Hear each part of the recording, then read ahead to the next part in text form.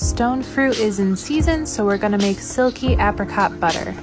I usually plan for about 4 to 5 jars worth, so we're going to blanch the apricots first. Make sure the water is boiling so that way it's easy to peel the skins off.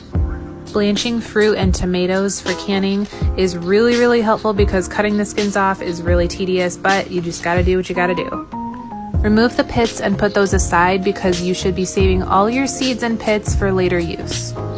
And you don't have to chop off the apricots, putting them in like this is perfectly fine with water.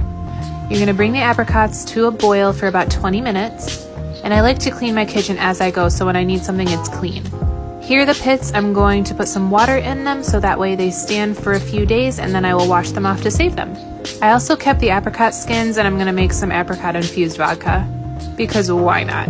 I mean, I love apricots. Let that sit in a dark place for about a few weeks to a month. Now they should be getting mushy like this, so gently stir them as you go while your jars are getting warmed up in the stock pot. Once the apricots are like this, you're going to put it in a food processor, and I like to split up my batch a little bit at a time so that way it doesn't get overly frothy.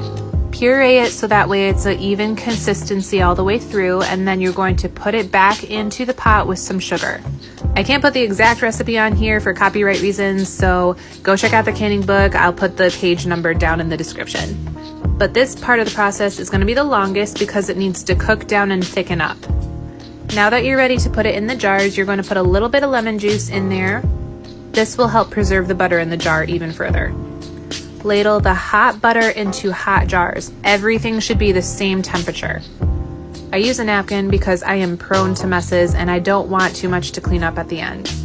Leave about a 1/2 to 1/4 inch of room at the top because in the water bath canner it will expand in the jar and you do not want it leaking out of the jar. That'll be a mess. Trust me, I know. Next, you're gonna get all the air bubbles out. Make sure to use a plastic tool, not a metal one or glass one, because you don't want to scrape up your jars. Having air trapped inside of the jar will allow for bacteria to grow, and we don't want that. We put in too much work. Now you're gonna wipe the rims with vinegar in just a paper towel. That's perfectly fine. And put your clean lids and clean rings on there. Make sure that they are finger tight. You don't want them too tight, otherwise it won't seal properly. You're gonna boil these in the stock pot for 10 minutes and then sit them somewhere out of the way for 24 hours to cool. And get ready for lots more canning content.